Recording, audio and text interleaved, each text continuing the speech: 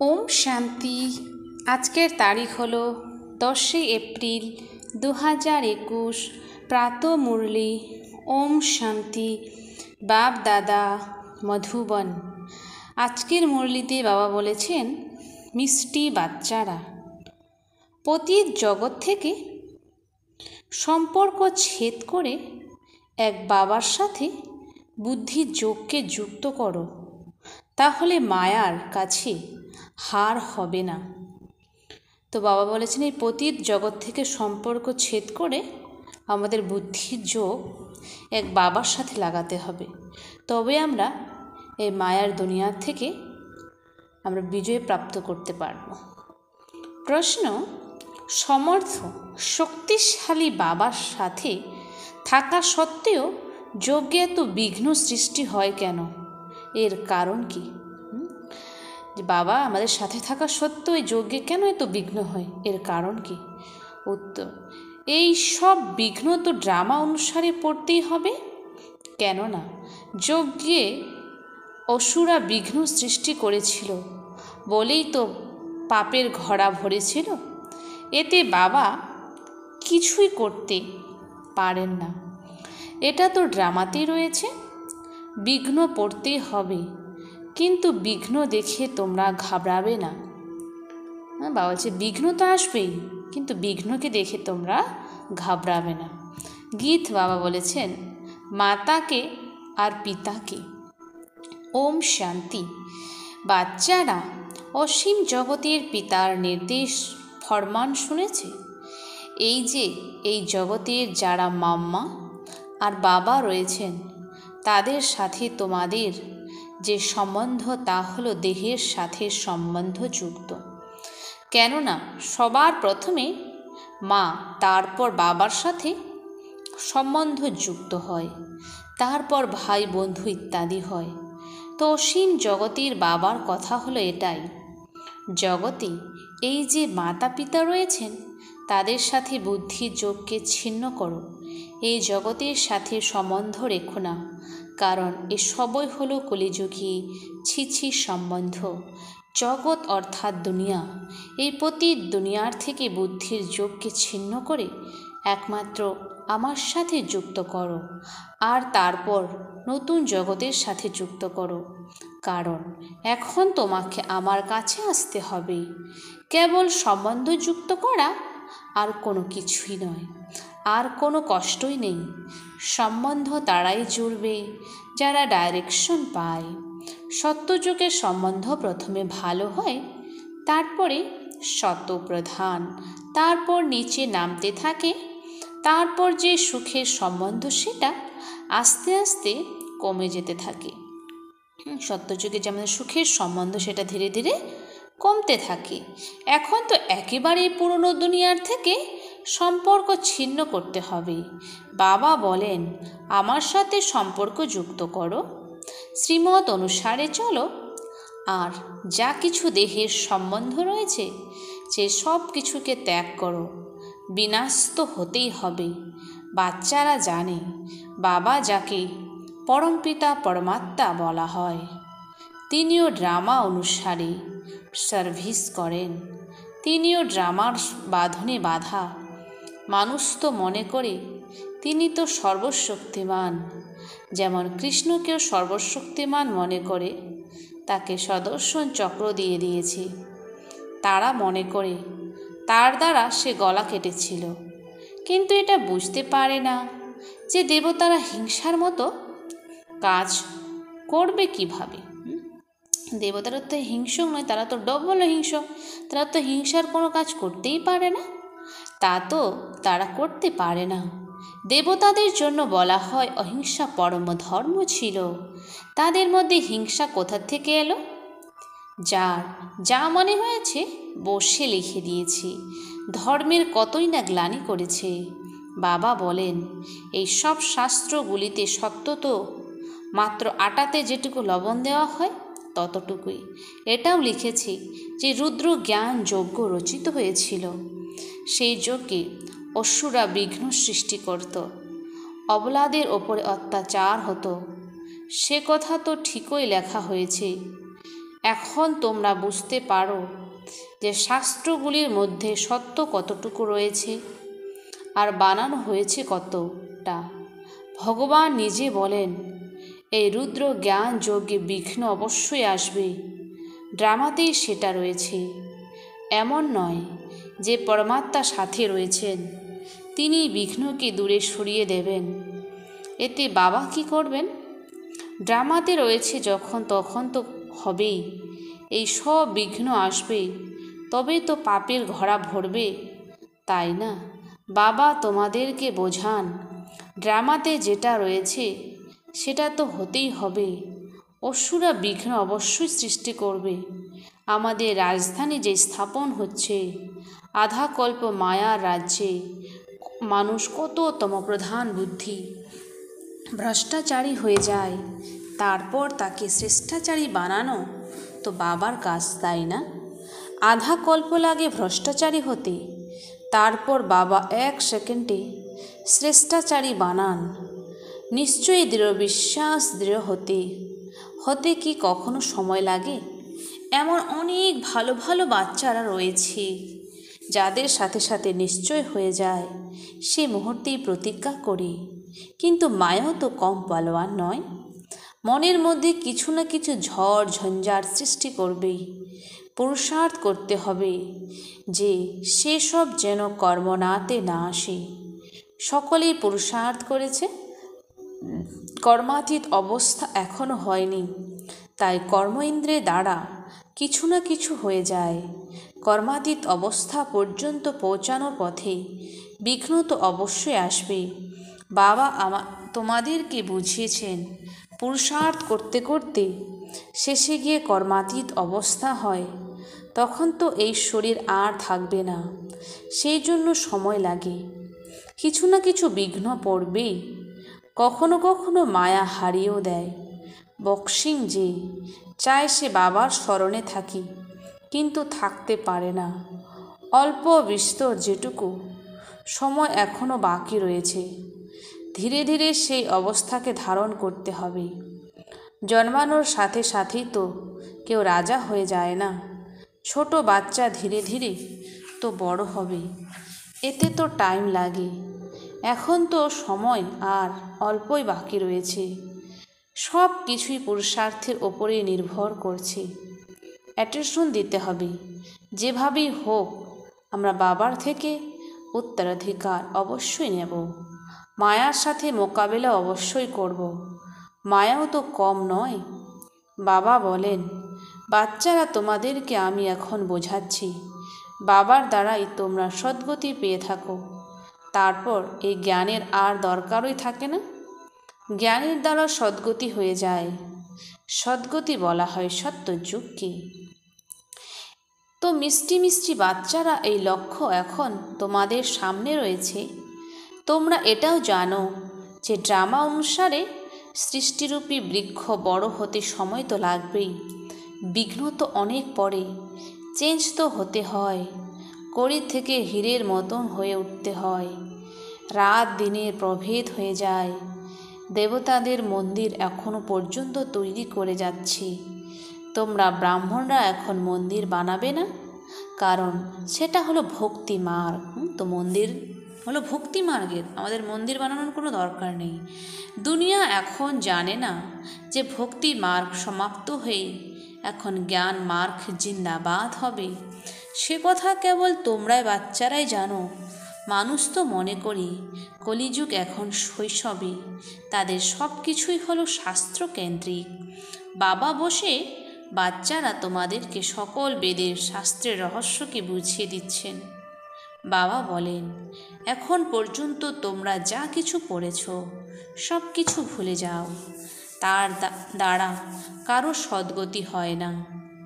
হ্যাঁ, কেবল স্বল্পকালের জন্য একটু সুখ পাওয়া যায়, সদাই সুখেই সুখ পাওয়া যায় এমন হবে না।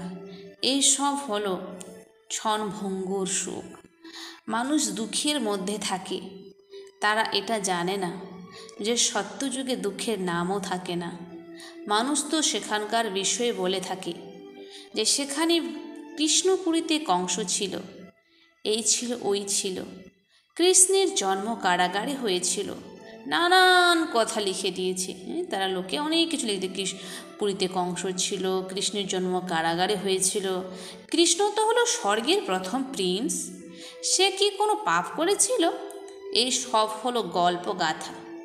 এই সবের সত্যতা তোমরা এখন বুঝতে পারো যখন বাবা তোমাদেরকে সত্যটা বলেন।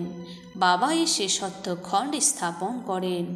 সত্যখণ্ডে কতই না সুখ ছিল, মিথ্যাখণ্ডে কত দুঃখ। সত্যযুগ ত্রেতাযুগকে বলে সত্যখণ্ড, তারপর কলিযুগ হলো মিথ্যাখণ্ড, যেখানে শুধু দুঃখ আর দুঃখ। এসব মানুষ ভুলে গেছে। তোমরা জানো যে আমরা শ্রীমতের আধারে সত্যখণ্ড স্থাপন করে তার মালিক হব। বাবা বাচ্চাদেরকে বোঝান, এভাবে শ্রীমত অনুসারে চললেই তোমার উচ্চ পদ প্রাপ্ত করতে পারবে। বাচ্চারা এটা জানে যে আমাদেরকে এই ঈশ্বরে পড়াশোনা করে সূর্যবংশী মহারাজা মহারানী হতে হবে। সকলের মনের ইচ্ছা তো এটাই থাকে, উচ্চ পদ পাওয়ার। সকলে তার পুরুষার্থ জন্য পুরুষার্থ করে। প্রকৃত ভক্ত যেখানেই যাবে সাথে তার সাথে প্রভুর ছবি বা মূর্তি নেবে আর বারে বারে তার ইষ্টকে স্মরণ করবে। বাবাও বলেন, ত্রিমূর্তির ছবি তোমরা সাথে রাখলে বারে বারে স্মরণে আসবে। বাবার দ্বারা আমরা সূর্যবংশী ঘরানাতে যাব। ভোরবেলা উঠেই চোখ সেদিকেই পড়বে। এও এক প্রকারের পুরুষার্থ। বাবা মত দেন, ভালো ভালো ভক্তরা বাবা বলে পুরুষার্থ করে চোখ খুললে যাতে কৃষ্ণের কথা স্মরণে আসে, সেই জন্য ছবি সামনে রাখে। তোমাদের জন্য তো আরও সহজ। যদি সহজে স্মরণ না আসে, মায়া হয়রান করে, তখন এই ছবি সাহায্য করবে। শিব বাবা আমাদেরকে ব্রহ্মার দ্বারা বিষ্ণুপুরীর মালিক বানাচ্ছেন। আমরা বাবার দ্বারা বিশ্বের মালিক হতে চলেছি। এইভাবে স্মরণ করলেও অনেক সাহায্য হবে।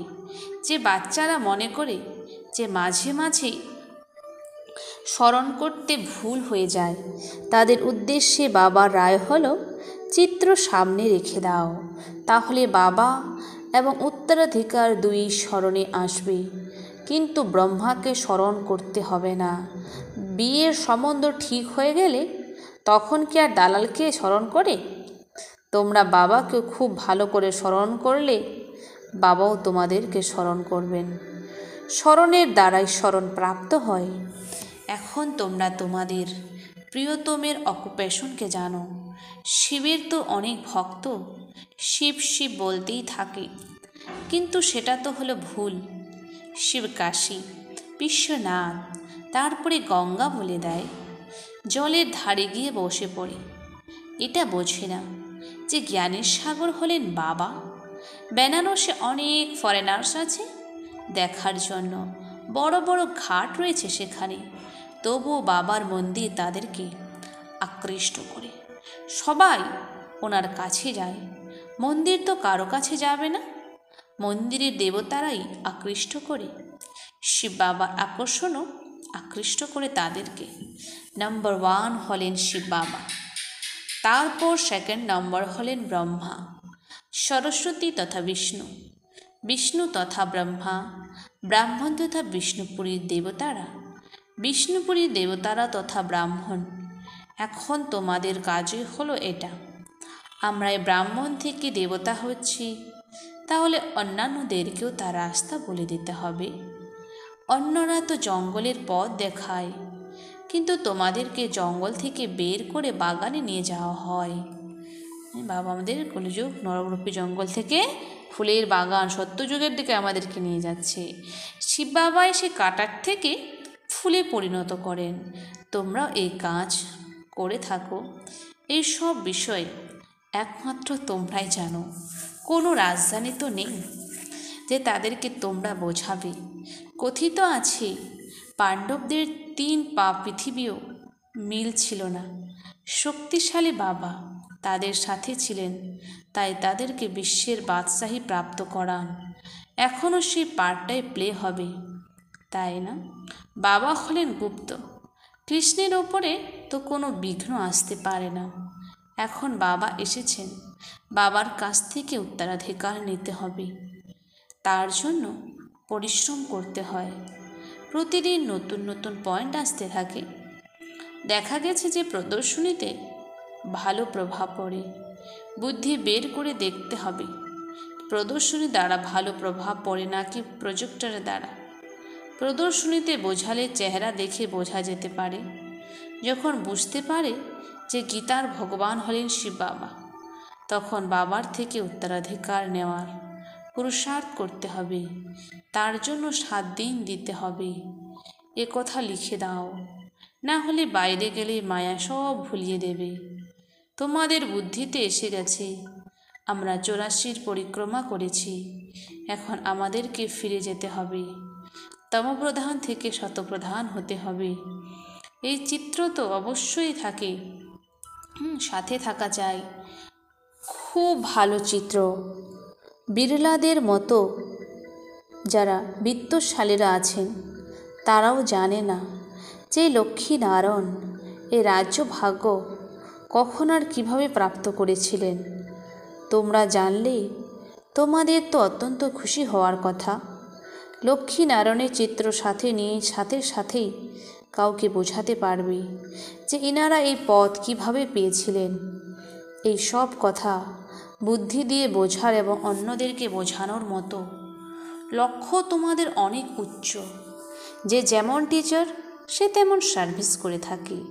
কে কে কোন সেন্টারকে কিভাবে সামলাচ্ছেন নিজের স্থিতি অনুযায়ী বাবা সেটা দেখেন। নেশা তো সকলের রয়েছে, কিন্তু বিবেক বলে যে বোঝাবে সে যত সবুদ্ধি সম্পন্ন হবে সে সেবাও তত ভালো করবে। সবাই তো সচতুর হতে পারে না। সব জায়গার জন্য একরকম টিচার তো হওয়া সম্ভব নয়। কল্পপূর্বে যেমন ঢলে ছিল তেমনই চলছে। বাবা বলেন তোমরা তোমাদের অবস্থাকে স্থির করার পুরুষার্থ করে যাও। এ হলো কল্পের ব্যাপার। এটাই দেখা যায় কল্প পূর্বের মতোই প্রত্যেকের পুরুষার্থ চলেছে। যা কিছুই ঘটে আমরা বলে থাকি কল্প পূর্বেও এমন ঘটেছিল। তাতে মনে খুশিও বজায় থাকে, শান্তিও। বাবা বলেন কর্ম করবার সময় বাবাকে স্মরণ করতে করতে কাজ করো। বুদ্ধির যোগ সেখানে বাবার সাথে ঝুলে থাকলে অনেক কল্যাণ হবে। যে করবে সেই পাবে, ভালো করলে ভালো পাবে। মায়ার মতে চলে সবাই খারাপই করে এসেছে। এখন তোমাদের প্রাপ্ত হয় শ্রীমত। বাবা এসে আমাদের এখন শ্রীমত প্রদান করেন।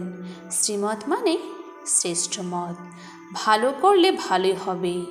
প্রত্যেক নিজের জন্যই পরিশ্রম করে যেমন করবে তেমনই পাবে। তাহলে কেননা আমরা বাবার সাথে যোগযুক্ত হয়ে সার্ভিস করতে থাকি। যোগের দ্বারা আয়ু বৃদ্ধি পাবে। তো বাবা যোগের দ্বারা আমাদের আয়ু বৃদ্ধি পাবে। স্মরণে যাত্রার দ্বারা যদি নিরোগী হতে হয় তবে কেননা আমরা বাবার স্মরণে থাকি। যথার্থ হলো কেননা আমরা চেষ্টা করি। জ্ঞান তো একেবারেই সহজ, ছোট বাচ্চারাও নিজেরা বুঝে যায় আর বোঝায়ও, কিন্তু তাতে তো যোগী হয়ে গেল না। এটা পাকা করাতে হবে। স্মরণ করো। যারা মনে করে মাঝে মাঝে স্মরণ করতে মনে থাকে না তারা চিত্র কাছে রাখো, সেটাও ভালো। তো বাবা বলেছেন যারা বাবাকে বারবার করে ভুলে যায় তারা নিজের সাথে বাবার চিত্র রাখো। ভোরবেলায় ছবি দেখেই মনে পড়ে যাবে যে শিব বাবার থেকে আমরা বিষ্ণুপুরের উত্তরাধিকার নিচ্ছি। এই ত্রিমূর্তির চিত্রই হলো প্রধান, যার অর্থ তো তোমরা এখন বুঝেছ। দুনিয়াতে এমন ত্রিমূর্তির আর কারো কাছেই নেই, চিত্র কারো কাছেই নেই। এ তো একেবারেই সহজ। আমরা লিখি বা না লিখি এটা তো সবাই জানে যে ব্রহ্মার দ্বারা স্থাপন, বিষ্ণুর দ্বারা পালন। আচ্ছা, মিষ্টি মিষ্টি হারানিধি বাচ্চাদের প্রতি মাতা পিতা বাপ দাদার স্মরণে স্নেহ সুমন আর সুপ্রভাত। আত্মাদের পিতা তার আত্মারূপী বাচ্চাদেরকে জানাচ্ছে নমস্কার। আমরা সকল আত্মারূপী বাচ্চারা জানাই বাপ দাদাকে স্নেহ সুমন আর নমস্কার। ধারণার জন্য মুখ্য সার। 1 নাম্বার, আজকে আমাদের বাবা কি ধারণ করতে বলেছেন? 1 নম্বরে, মায়ার বক্সিং এ কখনো যেন তোমাদের হার না হয়, এই বিষয়ে খেয়াল রাখতে হবে। কল্প পূর্বের স্মৃতির দ্বারা নিজের অবস্থাকে মজবুত করতে হবে। খুশিতে আর শান্তিতে থাকতে হবে। 2 নাম্বার, নিজের ভালোর জন্য শ্রীমত অনুসারে চলতে হবে। এই পুরনো দুনিয়ার সাথে সম্পর্ক ছিন্ন করতে হবে। মায়ার ঝড় থেকে বাঁচার জন্য চিত্রকে কাছে রেখে বাবার আর উত্তরাধিকারকে স্মরণে রাখতে হবে। বরদান, নির্বল আত্মাদের মধ্যে শক্তির ফোর্স ভরে দিতে সক্ষম জ্ঞান দাতা তথা বরদাতা ভব। স্পষ্টীকরণ, বর্তমান সময়ে নির্বল আত্মাদের মধ্যে এতটা শক্তি নেই যে জাম্প দিতে পারে, তাদের এক্সট্রা ফোর্স প্রয়োজন। অতএব তোমাদের অর্থাৎ বিশেষ আত্মাদের নিজের মধ্যেই বিশেষ শক্তি ভরে নিয়ে তাদেরকে হাই জাম্প দেওয়াতে হবে। এর জন্য জ্ঞানদাতার সাথে শক্তিগুলির বরদাতা হও।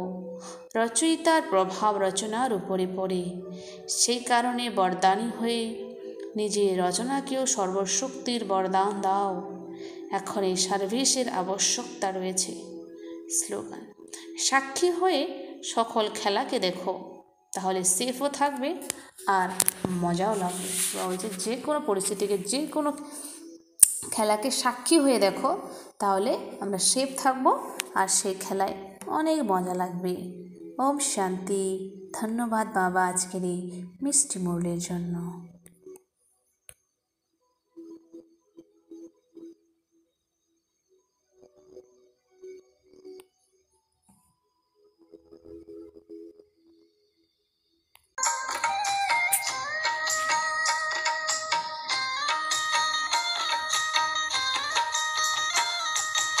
अदृश्य है फूल चक्षु